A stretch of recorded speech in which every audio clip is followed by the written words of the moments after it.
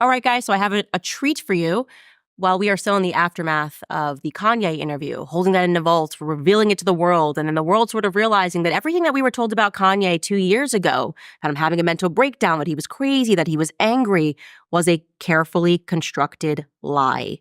The media, of course, trying to bury him with headlines because they didn't want you to hear what he was actually saying. And then when you actually heard what he had to say, thanks to this vault interview, you went, oh, that's really interesting, actually. He's making some very sound points. Here's a reality that you've probably come to if you've been watching this podcast. Virtually every person in the media that is being attacked the hardest, there is a reason that they are being attacked. There is a truth that the media is trying to obscure. And so now I think it's my duty to speak to the most canceled, quote unquote, canceled people that are out there to figure out why it is the media hates them so much. And who's hated more than the Tate brothers? I really don't think there is anyone that is arguably hated more than the Tate brothers. I think they rank higher than Ye does. So I'm going to have a conversation with both of them today. First and foremost, we are going to speak with Tristan Tate. Welcome to the Candace podcast. Welcome. I'm very happy to be here, and this is the least pregnant I've ever seen me. So congratulations on the new arrival. Yeah. It's absolutely amazing. There's always a new arrival. The new arrival, I'm either pregnant, still pregnant, pregnant again. So this is just the rare 8 months. Doing your job, repopulating the earth. I love to hear it. I love to hear it. So I've been wanting to speak to you for a very long time. Obviously, when I went out to Romania the first time and I interviewed just Andrew, but then I had such a remarkable conversation with you. And I realized that, oh gosh, I should have definitely interviewed Tristan because there's so much that he has to say. You're quite incredibly well-read, first and foremost. But I want to start with just speaking about traditional masculinity. And there was this one moment that you were describing to me, really the circumstances of what it took for you to survive mentally when you and your brother were put into a prison and there were no charges against you. No. Can you describe, first and foremost, just remind us how long you were put into that cell, how big the cell was, and what the environment was like? Well, Romania has a very, smart way of dealing with their prison system. What they do is instead of investing money in the prison system, they eat all the money in fines for treating prisoners badly because it's cheaper than actually constructing new prisons. So every single prison here is built during the communist regime. None of them have been upgraded. None of them are nice at all. The cell was about 4 yards by 3 yards. I'll use yards because I know you're an American. I like to use meters, of course. But two sets of bunk beds, tiny toilet in the corner. It's not a toilet, it's a hole in the ground, quite literally. And then there's a shower overhead that is either way too hot or way too cold. I was there for 92 days. And if I had known I'd be there for 92 days, it would have been a much easier task. However, every 2 to 3 weeks, I'd have a court hearing to see if I was there for longer, if I was going to be released and put on house arrest. So I didn't know when I was going to get out, which was, the most mentally challenging part of it. But it got a lot easier towards the end when I was put in the same cell as my brother. And then my only role, my only job, my only focus was keeping Andrew mentally focused and keeping Andrew happy and making Andrew laugh. And I didn't even care about the fact that I was in jail because I am my brother's keeper. It's good to have your brother's back. So, if I woke up and he was depressed or he was sad or he was angry, I didn't care about my own mental state. It was how's Andrew doing? And that's all I really focused on. I think that it's interesting because I just like to assess culture where most people try to attack it. And of course, when you see a movement happening, especially if it's a populist right movement, people behind Trump, they just go, it's a bunch of white supremacists that are dusting off their Klansmen cloaks. Of course. Yeah, they see you and Andrew. It's like, oh, it's all of these misogynist boys who just hate women and want to grow up and rape them. And that's what's happening. And of course, that's so silly and it's so stupid. And I always want to claw back and really understand what it is that people are responding to.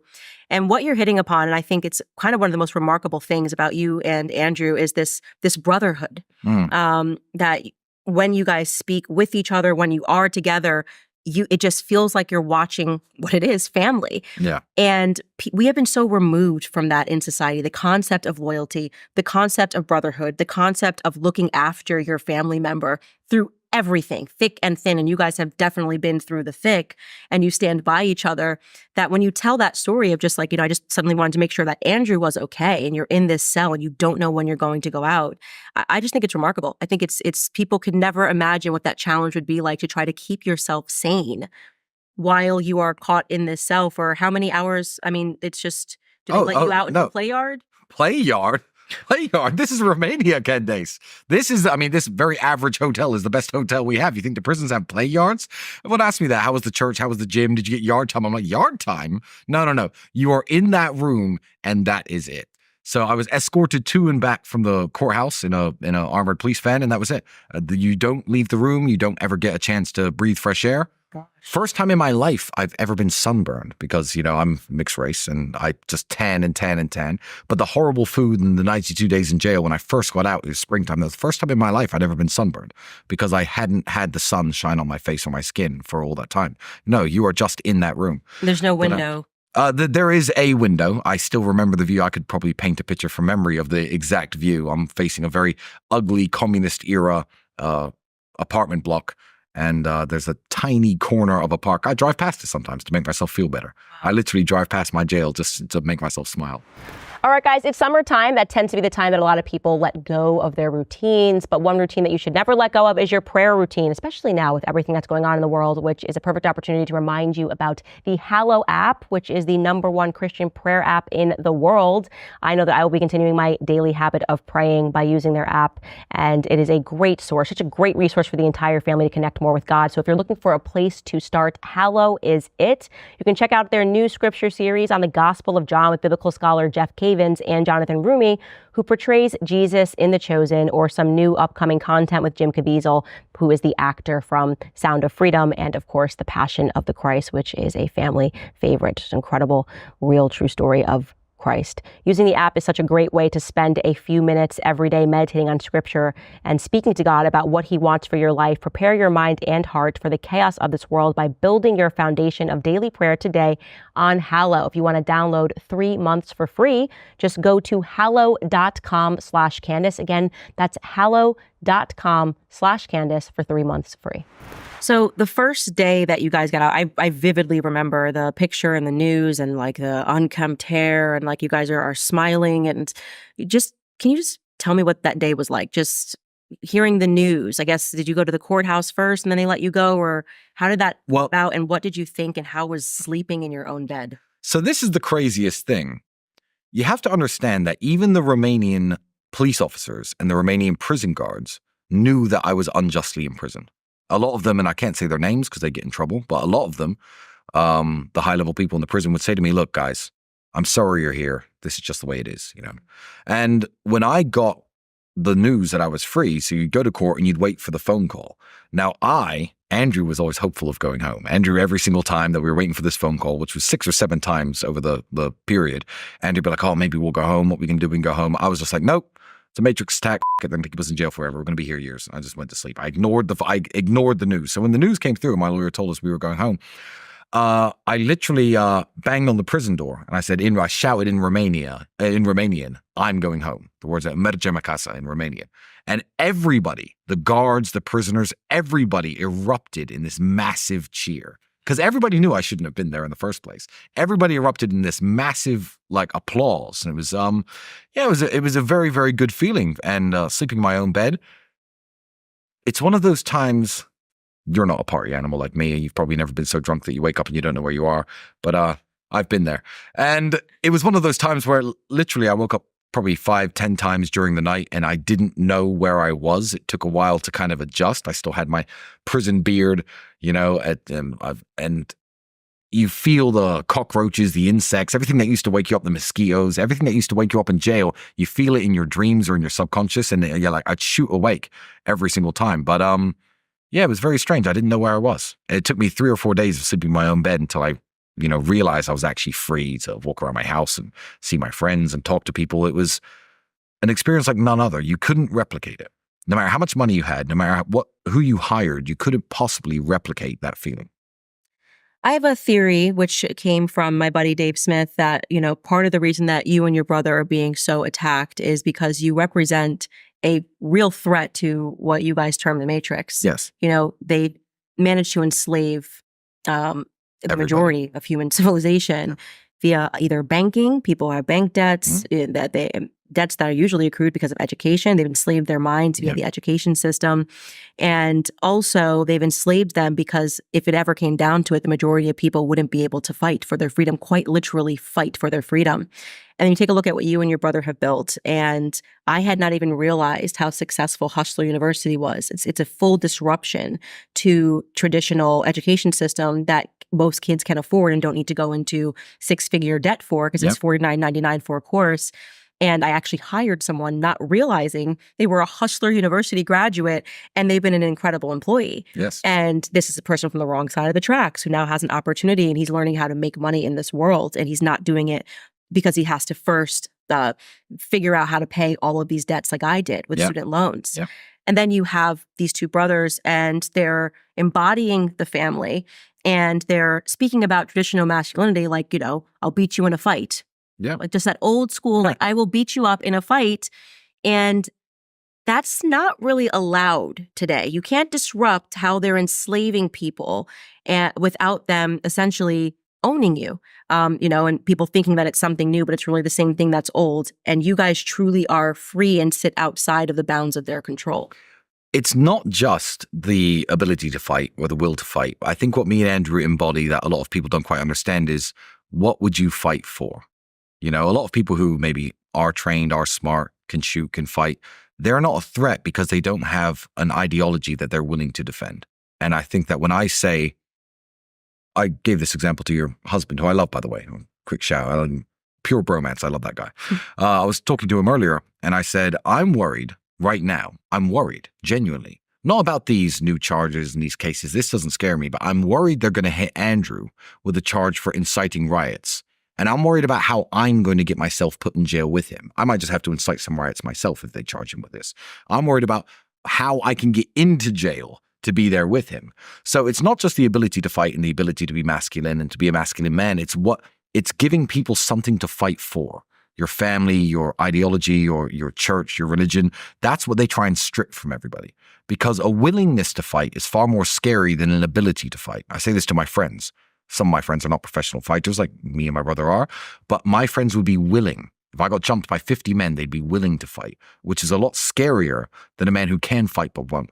So that's what we're trying to give people, a reason to defend your beliefs, a reason to stand up for yourself, a reason to say no to all the agendas pushed down our throat, a reason to see something on TV and call it out as bull in front of your family members, no matter how excommunicated you're going to get because they're all liberals. We're giving people a reason to stand up. And the fact that our lives have been so successful and the fact that people in Hustlers University and people in our private networks have been so successful is now opening a lot of eyes. Like, okay, well, if I stick by my brothers, if I stick by my beliefs, if I stick by my friends, if I stand on my word, if I don't betray my morals, this is what can happen.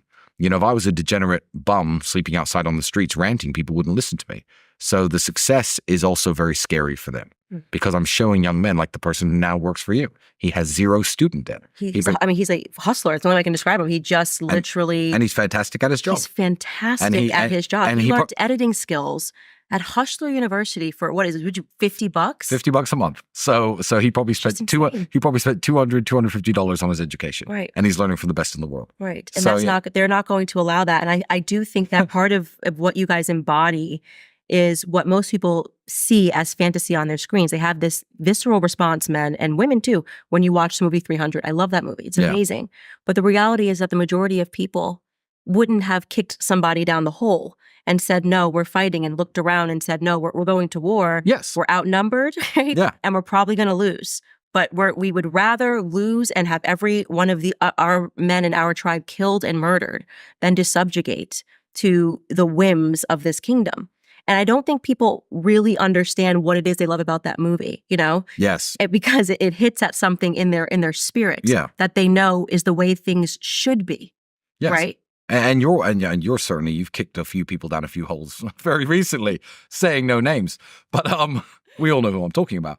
But yeah, it's a part of being on the right side of history, as I see it. I don't see a world where maybe I lose, maybe we lose. I mean, who knows? Where it spirals into this degeneracy, this Weimar Republic of post World War I Germany, and the whole world becomes a degenerate hole. I don't see a world where rational, sane people are going to look back on me and Andrew and our message and you, because, the internet is now forever. And people are going to be able to watch this stuff and say, these people were wrong. These people were truly evil. I don't think that you'll be able to psyop people that much. And I have, children, you have children, and I'm not going to let this world, I'm going to do the most I can. I'm going to do my absolute best to make sure that I leave this world a better place for them, whether or not it puts me in jail or not. I mean, spoiler alert, I'm not a human trafficker. That doesn't make any sense. And what's actually funny is that everything that they accuse people of doing is what they are. And this gets into, which I need to do a full episode on this, but they accused Michael Jackson of pedophilia because they are the pedophiles. They are pedophiles. The media is literally an ecosystem that was built to protect pedophiles. Yes. Right. And once you start realizing, like we said before we got live here, that Alex Jones was right. When he started speaking about the satanic worshiping elites that are all pedophiles, I remember first hearing Alex Jones being like, this man is insane. On crack. I was in my early 20s and he's sitting there super energetic as always, ranting about these satanic pedophiles and how they're drinking the blood of children. I was like, really? They're just politicians. I mean, they're not that bad. How could that be happening? Turns out he was completely right about everything. And I feel like what Alex Jones knows, because here's the real scary part, tip of the iceberg, right? This is what Alex Jones knows, and this is what he's waking everyone up to. And this is what we now understand, and we're trying to wake people up to. What don't we know yet? What are we going to discover in the next 10 years? What if the culture of the world changes, Trump gets in charge, a bunch of right-wing politicians take control of Europe as they should, and start digging into the files? What are we actually going to find out? That's the scary part. Yeah, we don't know anything. I don't know. I mean, the more that I learn about anything, I'm just like, the school system exists to make you stupid, but convince you that you're smart. Yes. As they're going around the world, deleting history. I think it's part of the reason why we keep plundering the Middle East is because they want no relics of history, because that allows these Marxists, because that's who they are, to rewrite it. And the reality is that America got overtaken by Marxism. It happened in waves, like the 1848ers that came and established, Pfizer family was in that. The people who established kindergarten were in that. And then again in 1880, after they assassinated the Tsar in Russia, under the guise of pogroms. This was the excuse. Oh, all of these people just have to be allowed into America unchecked. Okay, but a huge portion of those people were the people that overthrew him and were actually psychopathic and then went on to mass murder Christians. And then a few of those people then established the Diamond District in America. Julius Armand, like Armand Hammer's family. Armand Hammer, the actor, is named Arm and Hammer for a reason. Yes, exactly. Okay, it is known that his father was, or great, however many grandfathers, was considered Stalin and Lenin's favorite Jew, right? Which then kind of gets into the question of the media, who for a very long time tried to convince us that Stalin and Vladimir Lenin were anti-Semitic, and then I learned, wait, Stalin was married to... Yes, they were literally a part of the Jewish cabal that, and credit when I to talk you. about crushing history, where if you even say that, which I'm saying it, because I looked into it and I found a friend who understands Georgian, and they're like, everybody knows that Stalin was Jewish. And I'm like, but Americans don't know this. But Candace, they were the good guys. They helped us defeat Nazi Germany. They were the good guys. They were as on they our were team. mass murdering Christians. Oh, 100 million people. That doesn't matter. That doesn't matter. 100 million people got murdered. No. They're on our team. They're the good guys. That's what the history books say. It's terrifying. It's wild. Yeah. And saying it gets you put in jail. Right. Literally. Saying it. And you just spoke about Weimar Republic, and I would like to talk about that more extensively, because one of the things that I got attacked for, which shocked me, and then I realized that the elites are protecting pedophiles, was I spoke about Magnus Hirschfeld and how he was a full sexual pervert with pedophilic tendencies, who had weird sex objects all around the Sex Institute. And again, tip of the iceberg. What don't we know about this man? That's the scary part. What will we never find out? What will we never find out? That's the scary part. But yeah, Weimar Republic it's how the world is going. Certainly in my lifetime. You're my age, slightly younger than me, I think. In my own lifetime, I've seen it happen. I've seen things on television, on the internet, that wouldn't have been acceptable. I remember back in the early 2000s, they would censor music videos, and they'd only play certain music videos late at night if a girl was in a bikini. I literally remember that world. And to look around today at, especially the United States, I know you live there, sorry, or the United Kingdom, my home country, it's quite frankly disgusting. And nobody seems to think it. They did it so slowly and so gradually, and they've infected us with this virus, which has grown over time. It's infected the minds of every single person in the UK, where you don't even see it anymore. Literally, you're blind to the fact that they've destroyed your culture and destroyed a world that's safe to raise children in, which I think is one of the goals. And for anyone who doesn't know what the Weimar Republic is, I encourage you to look it up and look at what happened. And not on Google.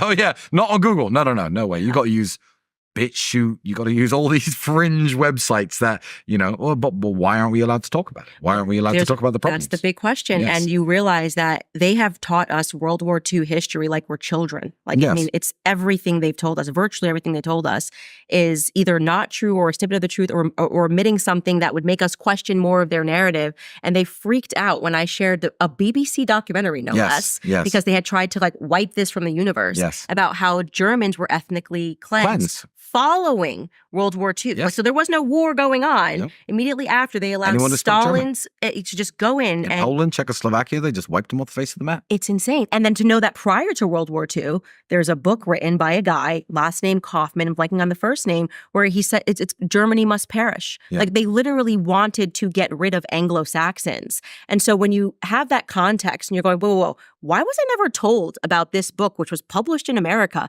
about he wrote a book about how they would have to just annihilate them, how they had to make them infertile, that they couldn't produce.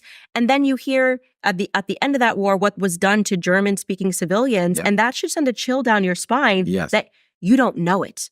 That is what scares me, that we were never taught it, which means that we were specifically told an angle, and that angle has been protected for a very long time for a reason that must be evil, because lies can only be served to protect evil. Yes. And you know what? I actually, and I'm going to get put in jail anyway, so I don't care. I'm going to speak my mind because you're here. So I actually realized this very, very early on. So I've always been a big history buff. And when I was 19, 20, 21, I was still traveling the world a little bit. And then I realized that every single country has their own version of World War II history. Every single country is different, even all the ones that we're supposed to agree with. Every country is different. France teaches that, the French resistance overthrew the Nazis and they never really surrendered because the French were still fighting and they won the war even though they surrendered. Poland obviously lost epically to both sides. However, the Polish are taught that it was the Polish men who stood up and blah, blah, blah. The Russian actually version of World War II is the most accurate that can be taught because they talk about all the major fighting and all the heavy lifting essentially to defeat the Germans was done by them and all the blood was spilled by them. They're kind of correct. But as a young man, when I was reading all these different versions of World War II history and what we were taught, you know what the Germans are taught? Do you know German World War II history if you're in school in Germany? German World War II history is as follows. Some evil people took over our country. Handful of people, wasn't us. Very small handful of people took over our country. And the German resistance movement, along with the Allies, got rid of the evil people. So every country has a different history. And as a young man, I was like, well, this can't all be true. So that's when I started digging into it and understanding World War II history in a way that if I spoke it vocally in public and I had an audience, I'd get put in jail. But by all means, whatever country you're from, please look into this because it's different in every country for a reason because it suits their particular narrative. So what's the actual truth? Right. The truth is none of the countries who won teach an accurate version of World War II history. None of the countries who won teach the actual reasons why the war happened. None of the countries who won teach the aftermath and, what happened because the war was won by the people who won.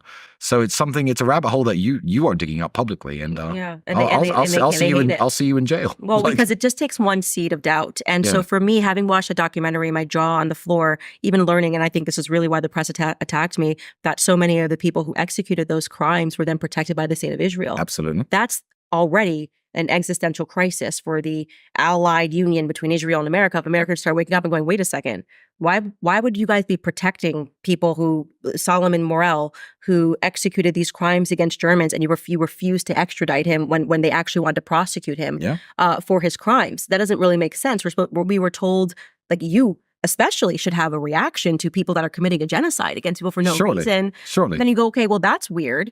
And so it takes, for me, that was a major seed that was planted. Why would you not tell me about what happened to the Germans?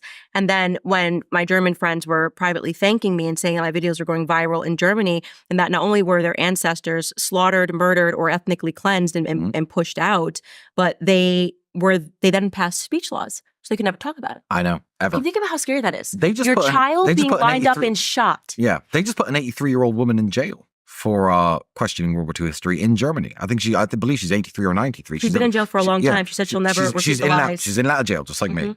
And she'll never apologize. And I said this on Twitter, on X. I said, nobody, no judge, no lawyer, no court, nobody should be allowed to prosecute this woman unless they're older than her.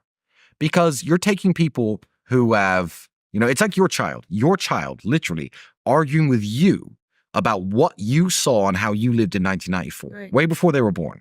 And I was like, well, isn't that wild that this woman was around in 1939, 1944? She was around, she saw things with her own eyes, and people who were born in the 1960s and 70s are sitting behind a desk with a book of what they're supposed to think about these events, saying this woman is wrong. I'm like, isn't that wild? Nobody who's younger than her should be allowed to even sit in that room and tell her that she has to go to jail for having her opinions, because she was literally an eyewitness to things. And incredibly scary. And you want to talk about, obviously, the people protected by the state of Israel. Look who was protected by the United States. Who was the first CEO essentially of NASA? Werner von Braun, the man who invented the V2 rocket, the man who invented this weapon of death that was obviously hit London a couple of times. He was the best rocket scientist in the world, but because he was a rocket scientist, okay, cool. You come to the United States. Oh, you're fine. Oh, you were just doing your rocket science, but we don't care that you were SS because we know you just needed the funding. Yeah, and that should make people ask some questions. Like you're told that you went to go crush them, but then we took them all. Everyone useful, was suddenly an American citizen. He's buried in the same graveyard as all the American war heroes and presidents, etc. And he's buried in a graveyard, I believe, in Washington D.C. alongside ex-presidents, war heroes, people who fought in the American Civil War. He's given a hero's burial, a hero's funeral, but he was an SS officer, quite literally. And all the photos of him in his SS uniform have been scrubbed from the internet. You can't find them on the internet. And it's like, well, why don't you just admit it? We don't care. He's been dead a long time. Why don't you just admit because it's what you did? Becomes the seat of doubt. Israel, the United States, why don't you just admit what you did? It's not what you did. The people who did this are long dead. Why don't we just admit what actually happened and talk about real history and talk about what conversations were had and who was flown where and who was protected by who? Everyone's gone now. Everyone's gone. We're their great-grandchildren. They're still mining that fake history to allow them to do things today. And so part of the reason why, and it breaks my heart because, I'm friends with so many Jewish people that I grew up with, and they have fallen victim to the same trap of BLM in Black America where they teach you traumas about your history in the classroom. And then you have this fear, slavery is going to come back unless I go out and defend George Floyd dying. I'm like, wait, that doesn't really make sense. And it's the same for Jewish Americans. I'm like, why are you defending the state of Israel when they're killing children? You literally don't have to do that. You're not required to defend George Floyd because you're Black. You're not required to defend the stuff that Theodore Herzl and Bibi Netanyahu were up to simply because you're Jewish. But you see that this sort of psychological it's a trigger. It's a trigger that they plant on purpose. Exactly. If people start questioning, the Holocaust is going to come back. Yeah. No, I have no interest in the Holocaust coming back. However, I think the state of Israel are war criminals. And I've said this a million times and it gets me in a lot of trouble. But I was genuinely with a Jewish friend of mine last night. And we were talking very briefly on the subject because I don't really care to discuss the state of Israel. Everyone knows what I think about them. And I said, well, I think the governments of most countries are war criminals. I think the current administration of the United States are war criminals. I don't personally dislike Americans. You're American. I don't personally dislike people who are from Israel. I'm just telling you, your government are a bunch of criminals, and that's the way it is. And I could say the same about probably 75% of the governments on the planet. That's not a personal hatred for anyone. You're allowed to call out the crimes of governments. Right. And you're not required to defend your government's crimes. Exactly. Taking a quick break. I know we're having a great conversation, but there's a way that you can drink coffee, have great conversations, support this show. And that's if you start drinking 7 Weeks coffee. I'm really excited to tell you guys about that because it aligns perfectly with our mission to rescue lives. Why is it called 7 Weeks coffee? Well, because at 7 weeks of development, a baby is the size of a coffee bean. And it's the first time that a heartbeat is clearly detected on an ultrasound. That's why they donate 10% of every sale to support ultrasound services at pregnancy care centers across the country. Now, I want to be clear, the coffee is fantastic. They are super specific about what they are putting into your bodies. The coffee is mold-free, pesticide-free, shade-grown, low acidic, and it's organically farmed. Plus, it comes from the top 1% to 2% of beans in the world. Here's what you need to know. 7 Weeks Coffee is launching an exciting new initiative. It's called Drink More Coffee, Save More Lives, exclusively for my listeners. When you subscribe, you'll save 15% and you'll get a free Drink Coffee, Save Lives tote bag on your first order. Everybody needs a new tote, right? That's not all. Exclusively for my audience, if you use code Candace at checkout, you'll save an additional 10%, giving you a total of 25% savings on your first order. So go to 7weekscoffee.com and use code Candace to save 25% off. Again, that's 7weekscoffee.com, code Candace at checkout for 25% off. And so it's totally insane to see people that feel rushed, and it's because of this psychological trauma and psychology. And this is kind of another thing that triggered the pedophile defenders who are the mainstream media today. Yes. When I started digging up Sigmund Freud and realized he was a pedophile, his dad was a pedophile, his grandson was a pedophile. It's a family of pedophiles. And this gets into that broader point about what Alex Jones was saying, is that, they did studies to see that how to create a psychopath. Yeah. I now believe they are creating leaders. There's a reason why everyone in the West is a homosexual man. Yeah. Like a closeted homosexual, not even closeted. I mean, Zelensky is as gay as you can possibly be. And they're all from the WEF. They're all from WEF. They're all groomed and grown in exactly the same environments. Stories. Yeah. The Brigitte Macron thing, obviously that's a dude. Skull and bone fraternity. And it's a dude that, at the very least, the press won't even touch the fact that it's at least statutory rape, right? It's at least statutory rape and grooming. And which is not normal, because most 40-year-old women are not attracted to 13-year-old kids, right? And they've tried to lie about the timeline to obscure that. And then on top of that, you learn that Macron was raised by his grandma, who also happened to work at a trans clinic, one of the first trans clinics ever to perform surgeries. Yeah. It's like, dude, do you understand that what's happening is they are essentially, and this is Sigmund Freud was a Kabbalist, and they believe in bisexuality, they worship Baphomet. They are trying to use psychology to introduce, and I read this in a book by a Jewish historian, David Bacon, to make their religion the religion of the world, right? Which is a pedophile-centric religion that believes in demons, it believes in child sacrifice, and it is the reason that we have the circumstances that we are in today. And most people won't be able to find this history, and they think Sigmund Freud was like a hero. You know my favorite video in the entire world? It's not a clip from your podcast, I apologize. My favorite video clip in the whole world is a clip just after I got arrested. Because there is a man who works for the BBC, sitting behind a news desk, telling the world that me and my brother are dangerous sexual criminals. That man's name is Hugh Edwards, who turned out to be a pedophile, and now he's been arrested and confessed and been pled guilty to all this child pornography and having category A sexual images of children. I'm not going to tell you what that means, but please look it up. So it's my favorite clip in the world. There's a literal pedophile, a literal child pornographer sitting behind a news desk telling the world that me and my brother are dangerous sexual criminals. And that will forever be my favorite video. And if that doesn't confirm everything you just said, I don't know what else does. Like you said, they accuse Michael Jackson of being a pedophile because they are pedophiles. The people in these establishments are the most depraved people that exist. And they are all under this cosh of blackmail. They all do these things. Everyone knows they do these things. And they're happy to feed one or two of them to the lions every now and again. When they get exposed, but they'll point the finger at, I don't know what they're going to accuse you of next. A black American woman. It's much harder than a man like. It's getting tricky. They're trying a lot of stuff. A man like me with a complicated sexual past, it's easy to just say, oh, well, no, he was a rapist. Or he was this. And men are much easier to attack. I don't know what they're going to attack you with. Yeah. But when criminal charges or whatever are launched against you, I'll be the first to defend you because I will know that they're bull. And they're looking. Yeah. I mean, they're clawing through everything. And my person that works with me told me that he believes they have like a PI on me, like a private investigator, just like crawling through my life. And I'm going, this is insane. It's because I'm waking people up to the fact that pedophiles are in power. Yes. They are literally in power. And that is intentional because then they can be controlled while they are in power. And they are also exhibiting signs of a psychopathology that lets them know that they will do harm to the masses and feel nothing because they were themselves, many of them raped when they were children. Yep. It is not a coincidence that Justin Trudeau is gay, Obama, gay, Zelensky, gay, Emmanuel Macron, gay and married to a trans man who molested him when he was a child. And that despite the overwhelming evidence, for me, the litmus test now is like Brigitte Macron. I'm like, if you want to figure out who is a fraud in media, there's no way to read that 6-part series and go through it and come out of it being like, no, totally legit. Like these are just rumors. It's like one picture of yourself in your first 30 years of living, please. Yeah. And they show me her brother.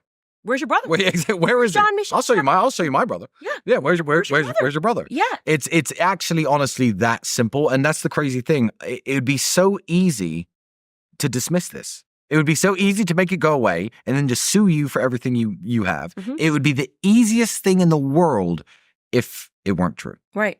And it is true. And that is very terrifying. And part of it, I think, that is part of the psychology is I think it's very scary for people to come to terms with the fact that everything's an illusion, that they have been always invested in yellow journalism, that Sigmund Freud was the father of treating people, like learning how to gaslight people. Like, all these women were saying that they were being raped. And he said, I'm going to create psychoanalysis and tell these women that, no, they're just attracted to their dads. No, they were being raped when they were 7 years old, because that's what you do when you worship the Kabbalah, right? And then he was like, oh my gosh, this can work. Then that became propaganda. Like whenever somebody got caught doing something or somebody was about to come out and say something, they would diagnose that person as either insane, like they're totally insane, they're on drugs. And then they'd have their friends in the press create this propaganda and people believe it. They go after a Kanye, they go after a Tristan Tate and Andrew Tate because they've realized the voices that cannot be controlled have to be shut up. Some people killed. Do you think they've overplayed their hand? I do. I think, I have to give credit to my brother. He was on a podcast with Patrick Bet-David before we went to jail when Andrew was first canceled. And Andrew said, I am so popular. I could stream and post anywhere. I could do live videos of me just talking on Pornhub.com and my fans will watch me. They can't cancel me. And they've really messed up by canceling me because I've put a crack. The crack in the dam is now going to break. And when Andrew said that, I mean, of course, I believed in him and I knew he was very famous. I knew he had a big fan base. But I think the cancellation and especially the false charges and the false accusations, I think they really have overplayed their hand because now they can't stop this cascade of truth, of people speaking their minds. Even if people are wrong, they can no longer stop it. The tactics that they had 5 or 6 years ago would have hurt me and would have hurt you if they had played the hands in. However, now with Elon owning X and Chris over at Rumble and all these various platforms, the youth are smart enough to find the people they want to listen to wherever they stream and wherever they are. So yeah, I think they really have overplayed their hand. And I think a little bit of it is Don's timing. But it's the only and it's the only trick they know though. So what are they going to do next? Start shooting us? Yeah. I genuinely don't know. That's it. I think that is their methods based on this book that I was reading that was banned in America in the 60s called Hollywood Babylon. Is like they would just kill artists, either say they were drug addicts, commit them, or kill them. And once anybody was in their Hollywood cult and woke up to what was going on and to see that this is the same strategy that they've been employing, like since the 1920s in America, they're employing the exact same strategies, like trying to convince people they're either insane or they mysteriously died of a drug overdose. And don't ask any further questions because here's some stuff we're going to tell you about, that will just distract you because there's so many headlines. And I think that people are very much awake to it. I think the success of my show, Independent, shows that they're not buying the smear attacks. You guys continue to be extremely successful, despite the fact I think you're a threat. And giving this information to people and telling them what books they should read so they can actually learn the real history. And like, why is Sigmund Freud taught to me as a hero in school when he was a pedophile? Right? A homosexual pedophile, just like all of the elites. What was the Weimar Republic that you're speaking about? Why are we being lied to about World War II? What else happened at World War II? Why were there, prostitution rings and children who were being sexualized in this republic?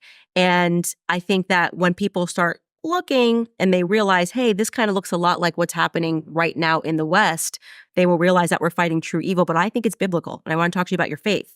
Go ahead. No, I'm ready for this. My theory, you've been bullying my brother, I hope. I'm going to. Good. But my theory is that part of the reason that there are so many wars is because they're destroying history. Right? They're destroying old relics. You don't know where you come from. The fact that I can't go back more than a couple of generations because I'm a Black American. It's the largest human trafficking operation in the world. But the people that are behind these wars know exactly. They can trace their family lineage back to the Bible, right? And so they're confusing everybody else because there's a wisdom that comes with ancestry. The Bible tells us who and what these tribes were. If you don't know what your tribe is, it allows them to have a tremendous amount of power over you. You don't realize they're keeping their tribe intact while they're essentially using multicultural and war and open borders to just kind of deplete everybody else's, which I think is fascinating. And then when I started studying more about like the Kabbalah and how this came from Babylon, and we're kind of seeing the same thing happen right now. Like Hollywood has become Babylon. It's these false idols, the things that are happening. it really actually really tethered me to my Christianity. Like really brought me back to like, okay, this is and will forever be a holy war. And that's why you insist on everybody being an atheist, even though you believe in child sacrifice and you believe in the Bible. So I admit, I was shamefully thought I was an atheist for a long time. Me too. And God, I can't even, if I could talk to my younger self and probably punch him in the face, I would. But yeah, everything that's happening in the world, even, I am labeled agent of Russian disinformation by the Romanian government. Oh, perfect. Wonderful. And my crime was speaking to people who came across the border from Ukraine. That's it. On Instagram, asking them questions live on Instagram. That's why I was labeled an agent of Russian disinformation. So these people were all paid actors, paid actresses. A lot of them knew exactly what was happening and why they were fleeing to Romania. A lot of people knew the reasons. But again, child trafficking, human trafficking, all the orphanages in Ukraine are empty. Why? Where have the kids gone? This is something that people need to look into. I'm not sure if you looked into it yourself. Yeah. Everyone's worried about, the men are dying and 500,000 Ukrainians have lost their lives and it's a war that can't be won against the Russian war machine, etc. Well, Russia have moved in and taken the territories they've taken, tried to reestablish them. Obviously, Russian Orthodox Christianity is legal in the places that they've taken.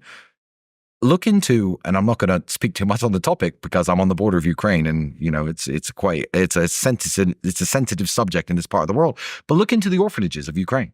Look into the orphanages that were run by the church. They took care of all these kids. Where have all the kids gone? Now the church is being banned. Now their voices are being silenced. It's human trafficking all over again, and that's why they will accuse people like me and Andrew of human trafficking. Some bimbo who was here for 4 days made some story up. And they'll push it and push it and push it and push it. And no one looks into what's happening with every war zone on the planet. Mm-hmm. The kids go missing. And that's absolutely terrifying. And then when you add to that, and that's why I've been giving people the actual books and the resources, and I'm glad that you brought up NASA and the satanic origins. Like, I'm so like, the moon landing didn't happen, get out of my face. It's so stupid. It's like totally a psychological operation because they just keep evaporating money saying it's going to NASA and nobody knows what's going. It's just a black budget. And it also got people to invest in the idea of worshiping man and science over worshiping I love what you said recently. I've left the cult of science. I'm glad you loved it because the media said that I was the dumbest person in the entire world. And that's how I knew I was smart. No, I loved it. Yeah, exactly. When the media that's how I knew I was onto it. Yeah, when the media says something, whenever the media say the opposite is usually the truth. Mm-hmm. That's my. But when you said I've left the cult of science, I'd never thought of it that way because I used to be one of these nerds, atheists. Science is the be all and end all. It explains everything. I've left the cult of science as well. Unless I've studied in a certain field and I understand that certain field as well as the scientists who are telling me things do, then I'm not going to take your word for it anymore. It's as simple as that. And you made the comment about the flat earth and, there's a bunch of people on the internet who are going to love me talking about this. But it's not about flat earth or not flat earth. No one understood the comment you made. No, they understood it. Yeah. Well, they tried to spin it. But your point is, I'm not taking your word for anything anymore. And I completely agree with that. I mean, I hold a bunch of beliefs, and I believe in obviously a lot of what scientists have discovered over the years. And there's good scientists and there's bad scientists. There's the COVID vaccine, and there's Jonas Salk with his polio vaccine, which is maybe a slightly more moral than we go down this rabbit hole if you like, slightly a more moral cause than today's COVID vaccine. And I'll pick and choose what I believe in, but I'm not taking your word for it. Right. And that's the way to do it. Because everything I've realized about science has led to, it's so funny, people don't believe in religion. They think, witches and the whole concept of people, curses and spells and all of this stuff is reserved for Harry Potter. And then I say to them, oh, you don't believe in potions? What do you think vaccines are? Yeah. You're being poisoned. What do you think alcohol is? Obviously, all of this stuff is real. You just don't realize that they are battling for your spirit. And I believe that the vaccines that are being introduced, because that was my huge awakening. Thank God I was vax injured when I was 20, because then I was suddenly like, why did I get this vaccine? That was like a weird fee. I just they did a commercial, said I needed it. Then I looked into the statistics, and the statistics were a complete nonsense. Yeah. There was zero fear that anything was going to happen to me for this Gardasil vaccine. Next thing I know, I'm having a seizure on the floor. Yeah. And then right then I said, okay, I'm all done with trust the science, trust the doctors. Kind of feels ridiculous to think that your baby's born wrong and science can fix them. Immediately when they come needs inoculation. God got this wrong. Yeah. Right. And people believe this because they've intentionally made us atheistic via the school system. Yep. The people, again, they worship the Kabbalah, created the idea of rationalism, the Enlightenment. The Enlightenment was not the Enlightenment. It was the darkening. Yes, okay? I It's agree. the darkening of humanity. People agree. now don't know where they come from. They think they derive from apes because, I don't know, I guess Charles Darwin said so. Who knows? But now suddenly they are invested in man. And in the age that was completely ruled by God and religion is now the Dark Ages. The Dark Ages. So the Dark Ages and the Enlightenment. You're right. They did a bait and switch there. They did a bait and switch on everybody. Mm-hmm. And what were those the Dark Ages? They were Christian. Yes, the Christian. It's age. always been a holy war. Yes. Everything I realized when I go and revisit it in school that I was lied about Christianity. They're essentially making you hate Christians and Catholics without you even recognizing they're doing it. Lied to about the Spanish Inquisition, lied to about the Enlightening, like always told that like at every turn, the Catholics and the Christians were doing something wrong. And colonizers. Colonizers. Yeah. That's the famous one. You know, they always joke, they say, you know, you could be, you know, black pride, Mexican pride, but you can't have white pride. You can't be proud to be white. Mm-hmm. And everyone's like, oh, well, white people did this, and white people did that. And I'm like, well, sorry, Mexicans. I love you, all my Mexican fans, but you were literally, before the Christians got there, committing human sacrifice to make sure that the sun would rise. So shut the up about evil things that you think white people did for a second, because I could take any culture anywhere in the world and give it the same PR spin that the media use against the white people and the Europeans and make your cultures look like savage, backwards nonsense, which a lot of it genuinely was. No offense to my Mexican fans. 100% true. Okay, I hate to interrupt again, but I have to tell you guys about American financing. I know the stress, the economic stress that so many people are going through right now, feeling like you are constantly having to put your expenses on a credit card, which obviously only increases the stress because you're trying to find a way out of the never-ending cycle of debt. Well, here's something you can do. You can call my friends at American Financing. They're helping people just like you turn things around by using the equity in their homes to pay off high-interest debt. They understand what you're going through, and they talk to people in your position every single day. American Financing is saving their borrowers an average of $854 a month, which when you total it comes to effectively a $10,000 a year raise. And if you want to get started, you may not even have to pay next month's mortgage payment if you call them today. There is no better time than right now to turn your situation around. So call 800-795-1210. That's 800-795-1210. Or you can visit AmericanFinancing.net/Owens. Again, that's AmericanFinancing.net/Owens. It's funny because in talking about that cult of science too, I was reading C.S. Lewis's Abolition of Man. Yeah. And he starts talking about this idea of like an ape in trousers. This is what we're creating right now in society. They're convinced they're intelligent. They're the dumbest people you could ever speak to because they're getting degrees and they're being inoculated with propaganda, and they trust the science so much that if the science told them not to eat food, they'd all die of starvation. Yes. Right? Because like, oh, well, look, a scientist, he went to school. He knows that I shouldn't be eating food at all anymore. And they would all die. There's no gut or God instinct, as I like to call it. There's no God instinct anymore because they have just been purposefully polluting people. But I think about that now when I see these people speaking about their data and where they got their degrees from. I'm like, you are an ape. Oh, the studies. Andrew mentions this. Show. Oh, the studies show. The studies. My father used to say you could buy an education, but you can't buy intellect. My brother and we left school when we were 15 years old. That's it. We're self-made multimillionaires. So, and I have lots of people who work for me who have university degrees. However, I'm sick of people waving these pieces of paper around thinking they're somehow better than me. I don't care about your piece of paper that says you're $100,000 in debt. And I don't care how much you trust the studies. I don't care how much you trust the data. Did you collect it yourself? Did you collect it with me? No? Then I don't give a shit. It's very, very simple because the studies show the vaccine is safe and effective and everyone's fine. My mother quite literally had a heart attack in a year and a half ago. 7-8 months ago. And I blame the COVID vaccine. She's a healthy woman. She exercises. 9 months before that, she had 2 doses of this poison because other family members convinced her to do it, even though I told her, don't never take this stuff. And she had a heart attack because of this. And, you know, the studies show it's safe and effective. And she went to the hospital and the doctors told her, you'll love this, it wasn't because of the vaccine. My mom's like, oh, it wasn't because of the vaccine. The doctor said so. Oh, the doctor who told you to take the vaccine. Well, that's funny, isn't it? And that's, I guess, airing my dirty laundry a little bit with these arguments I've had with my mother. But it's important for people to know. I want to tell the world that this happened because you have to stand up to people who will wave studies and data and science in your face and try and tell you that this is the way to do things because X, Y, and Z said so. Yeah. Who wrote the study? Do I know him? What kind of person is he? You know, what's his agenda? What's he invested in? Where's his money? What banks does he use? You tell me these things and I'll listen to your study. Yeah. And it's so funny because they really do believe in themselves. It's like elite academic class of people who never accomplished really anything other than speaking, right? Like, you're just like, oh yeah, I'm so smart and I can read this. And it's like, hey, great, you can't survive. You literally can't survive. Yeah. So the fact that you and I are in the same topic of conversation and that I've made it from the wrong side of the tracks and you had a cushiony life provided for you and we're in the same room should automatically imply to you that I'm actually smarter than you, right? Like, I didn't have to do the dweeb thing and get 27 degrees to convince myself of my intelligence. The fact that we made it from nothing to where you are in the same conversation should let you know that we're smarter than you, actually. There's a saying I like, and it's actually from, take me to jail. It's from a street pimp called Pimpin' Ken.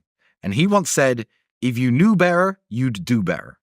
And I think about that all the time because these people with 1,000 Twitter followers, PhD in their name, broke, no money, small house, car, are quick to trash you and they're quick to trash me online. I'm like, if you knew better, you'd do better. Like, it's a stupid saying from the streets, from the hood, but I'm like, I don't want to listen to you. You can't pay your bills, and you're sitting there waving your piece of paper at me, and I'm perfectly comfortable, and all my kids are fed and happy, and everyone, my mother flies on private jets. What are you telling me about your education for? Right. Like, why don't you go and take that education and wave it at somebody who's going to give you some money, who's going to make your life better? Mm-hmm. So yeah, I really do love that saying, and I kind of live by it. So when people are barking at me, I'm just like, I don't care what you think you know. Yeah. Because you haven't applied it at all. And it's obviously not useful in the real world because you are where you are and I am where I am. Well, they've recreated, and it's Machiavellian, but I very much believe that we're still seeing a slave plantation. Like, these people are slaves. I agree. Their minds have been enslaved.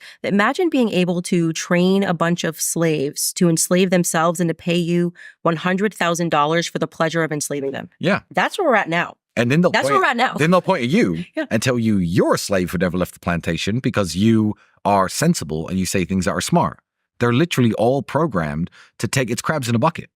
You're the crab who's crawling out of the bucket and all these idiots are trying to pull you back in. So yeah, it is a slave plantation. This is what Andrew always talks about, escaping the matrix. The matrix, I mean, you could call it the deep state, you can call it the matrix, you can call it anything you like.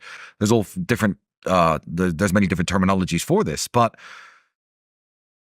when you were a slave, you got a house to live in and you got food to eat and you had to do your work. Now you do your work, they give you money and you use that to buy food in the house you live in. Mm-hmm. Not much has actually changed, and you need these days monumental wealth or influence or success to even rise above the plane and look down on what's actually happening. When you're trapped inside of it, you can't see it, which is why it's very easy to point at people like you and to point at people like me and just call us sex traffickers, criminals, Uncle Toms, all the crap that they throw at you because, actually doing the work and applying themselves to get to the point where they can see things from your perspective is way too difficult.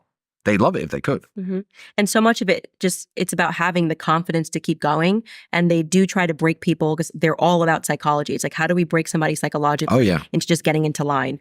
And I was speaking about with your brother, just that CIA study where they wanted to see if they could convince somebody literally not to believe their own eyes. If enough people said that, something that wasn't there, right, would you suddenly pretend that you saw it too, right? And they determined, yes, that is how peer pressure works. That 100%. if everybody just tells you something and even your own eyes are saying, man, that's really not a woman. That's a dude in a dress. Yes. But the peer pressure, the fear of being pushed out, not being welcomed into polite society, it's like, homie, polite society is being run by a bunch of homosexual pedophiles.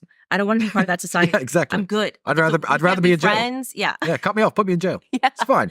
I'm safe in jail, And that's my position, I think, as a parent. Like, if you don't have a bottom line, and that's what we're seeing right now, if you can be essentially curated or essentially forced into supporting pedophilia.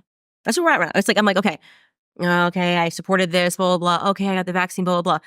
I'm like, what about pedophilia? Like, are you going to have a backbone and stand up when you recognize that pedophilia is going on? And the answer for so many people is no. I'm going to wait for somebody else to do it. Well, look at the U.S. southern border. Again, like with Ukraine, where are the kids? All separated from their parents. I mean, there was God, it hurts to even say it. There was a girl who was found 11, 12 years old. She had like 9 different DNA samples inside of her when she came across the southern border. It's like, it's not about refugees and migrants trying to make a better life. They're literally sex trafficking kids. The guy who made the movie, The Sound of Freedom, is a very good friend of mine. I actually met him in this hotel very recently. And they're trying to hit him with charges now. They're trying to hit him with charges. And the people who the movie is about, the people who were trying to rescue kids in Southern America, they're now getting hit with charges. Isn't it wild that these people are fighting the good fight? And I think I'm fighting the good fight. What if I meet people occasionally online? No one in the real world has anything bad to say to me. They're like, yeah, but I know your views and you're a misogynist and you're this, you're that. I say, tell me something I've said that's offended you. They can't. Tell me, Tristan Tate, tell me something I've said that's offended you. And they can't do it.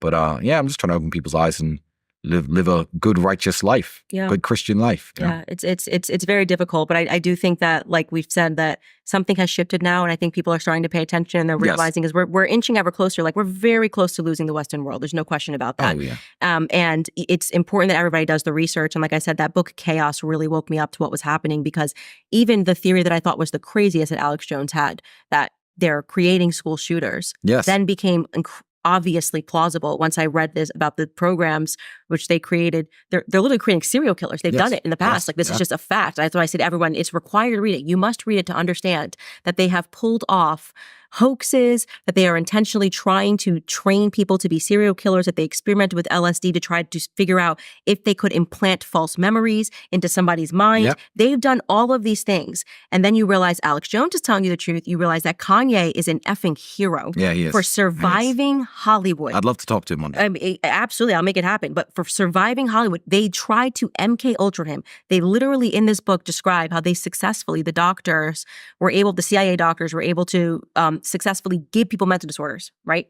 So that makes you look at Britney Spears different, makes you look at Kanye West different. So essentially, if a celebrity wakes up and sort of realizes when they say they're going in for exhaustion, it means that they are about to inject them and they can give them disorders. You know when I knew psychology was bullshit?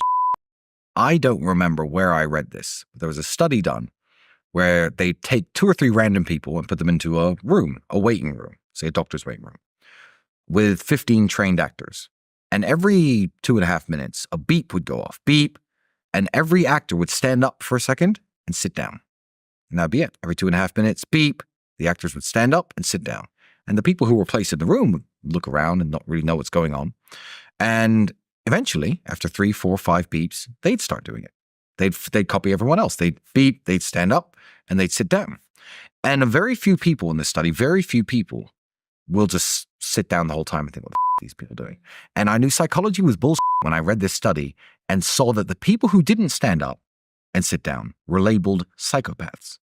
These people are psychopaths because the environment didn't affect them or whatever. I'm like, psychopaths?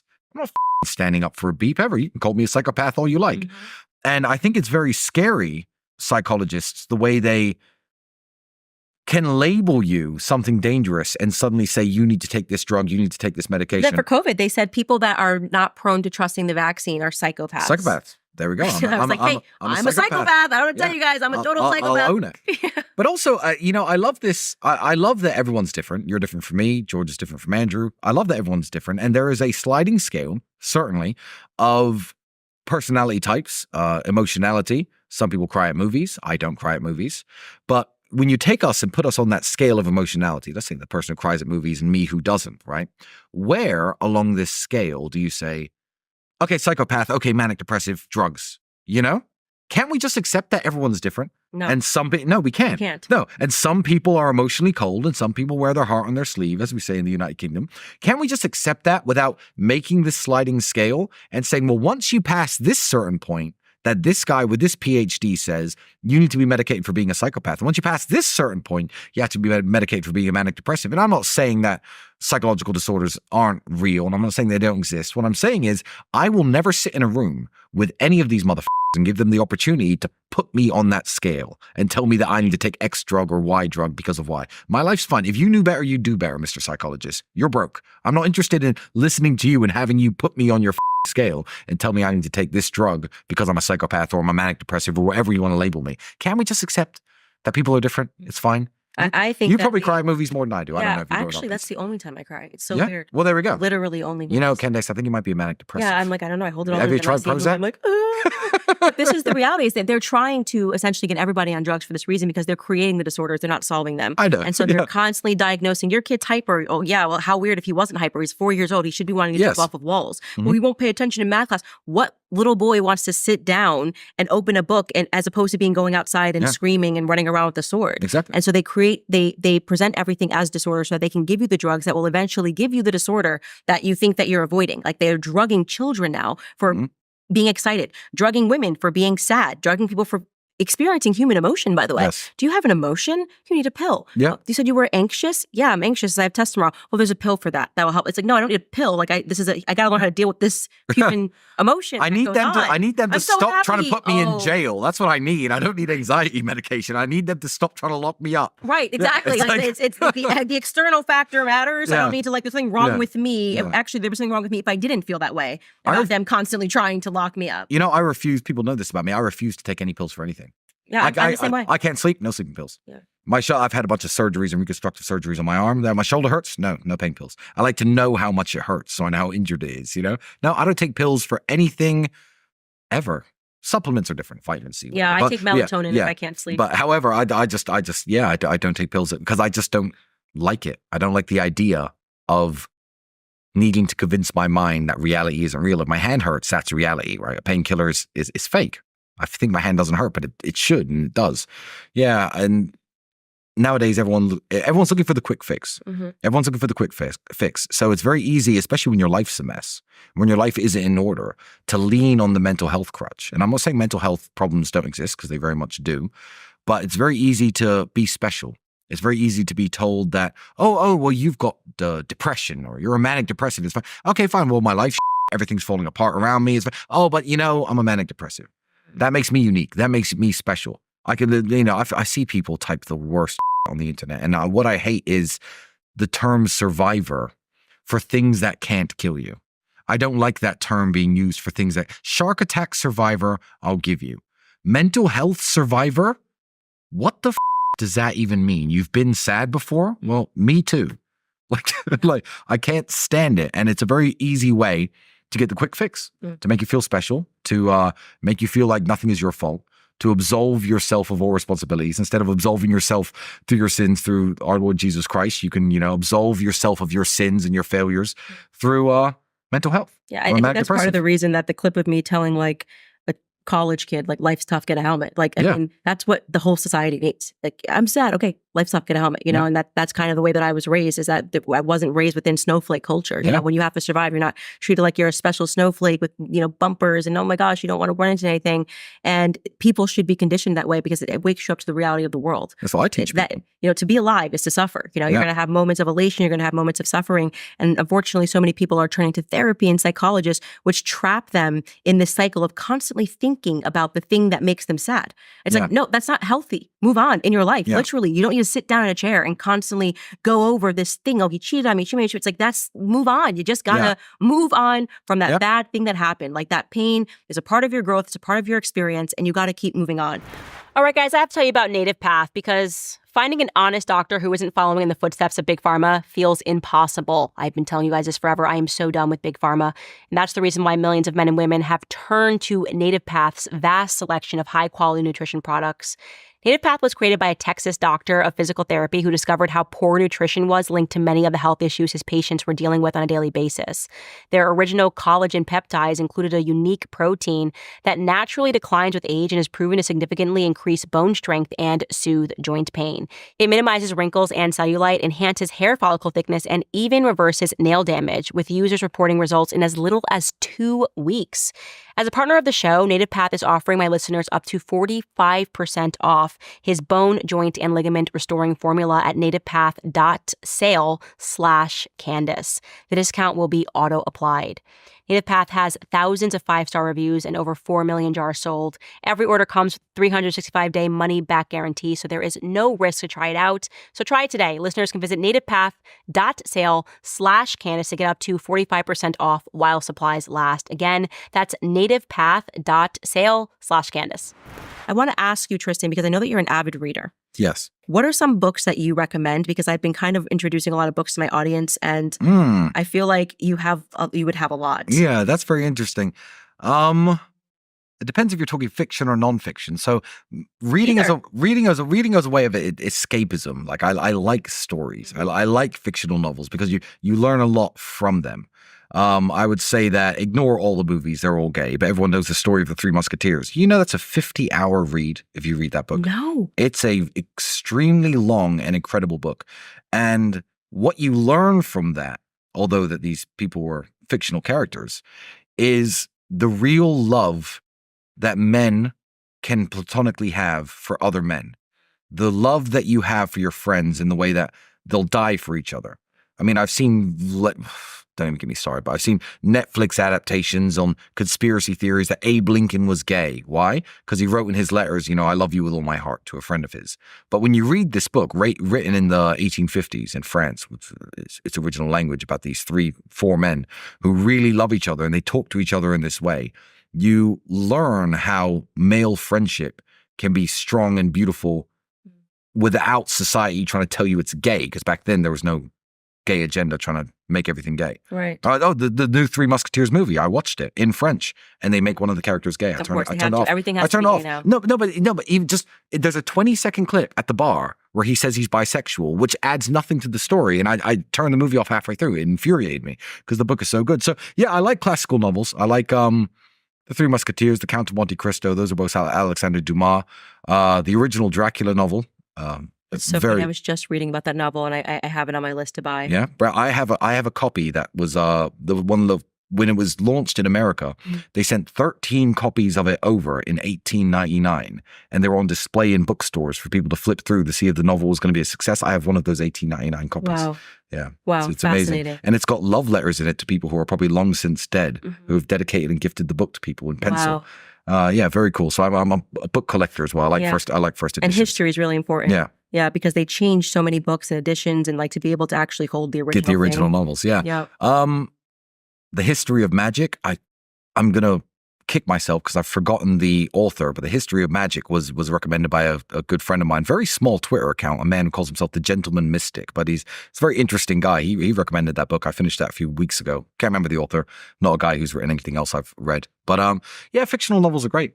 And if you're a man, I mean, I like the James Bond novels by Ian Fleming. Of course you all. Super cool. And I get that you maybe wouldn't like him as much as I would, but if you're a young man, read it. You know? Read it. Men love that. Yeah, there's a lot of lessons in there, a lot of meaningful quotes, a lot of meaningful passages, and a lot of lessons in there about how to be a man, how to man up. So there's a lot of reality in fiction. And there's a lot that the authors are trying to tell us about the real world, even through their fictional stories.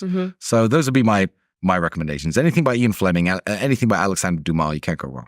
Okay, so I want to ask you as a final question about the state of masculinity. And it's a question that I have because you hear this debate on what is true masculinity. And some people think it's just, a man getting a job and, I guess that would be a man having a job, getting married, or maybe it's just a man climbing the Wall Street ladder and working for Goldman Sachs and earning tons of money.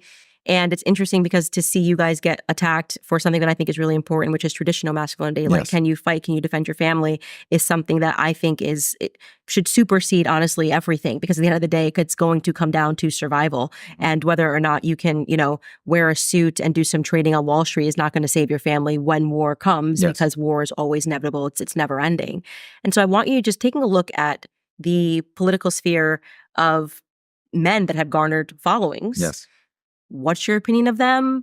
What is and their opinions, and why do you think men follow them? Who are those people? I think a lot of them are platformed on purpose. I think that, and I don't care. Put me in jail.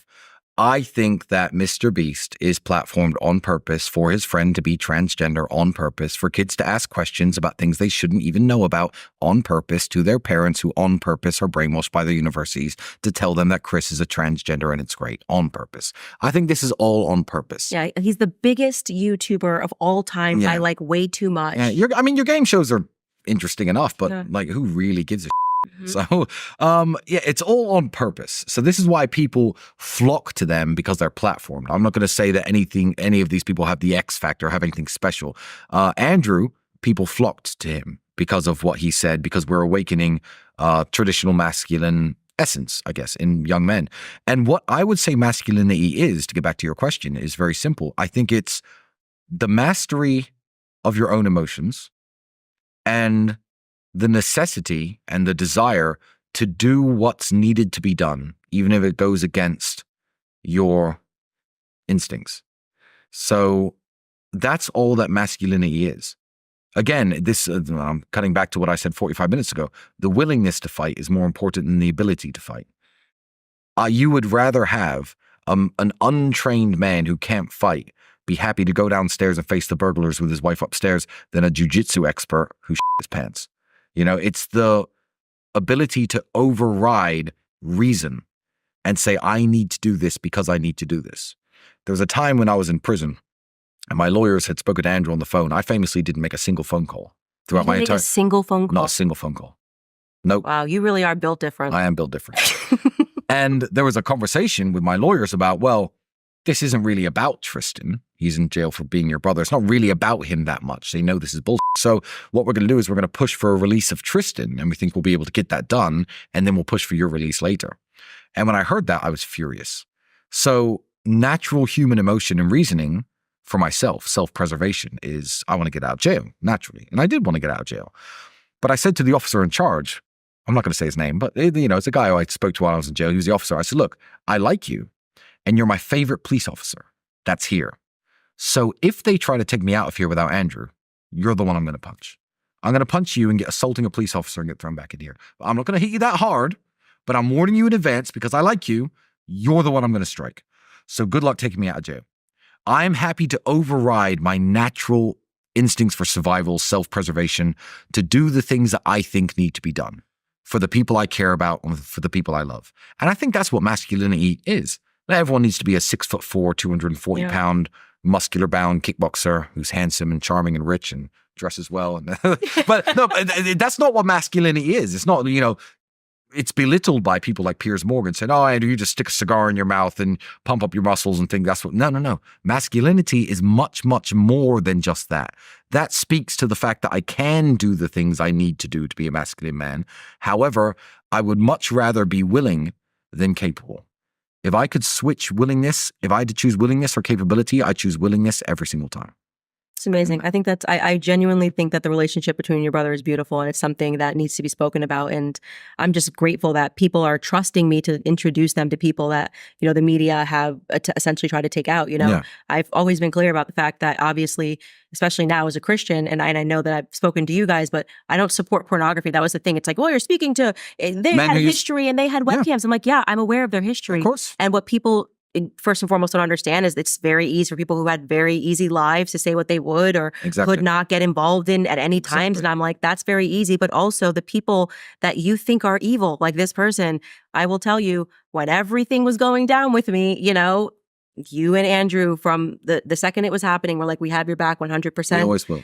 And the people that you would have thought would have said nothing because you've been nothing but great to them. And the example, obviously, that I've spoken about multiple times is Andrew Clavin, great colleague, great friend to him, threw me under the bus in 2 seconds. Absolutely. And so if that is the embodiment of masculinity to you, because he has a podcast and speaks and says about topics you care about, then I would trade it. I will go with my instincts of the people that I believe have the capacity to do tremendous good, even if their backgrounds are not squeaky clean, over the people who have squeaky clean backgrounds and I believe have a potential to do real evil in this world. Yeah.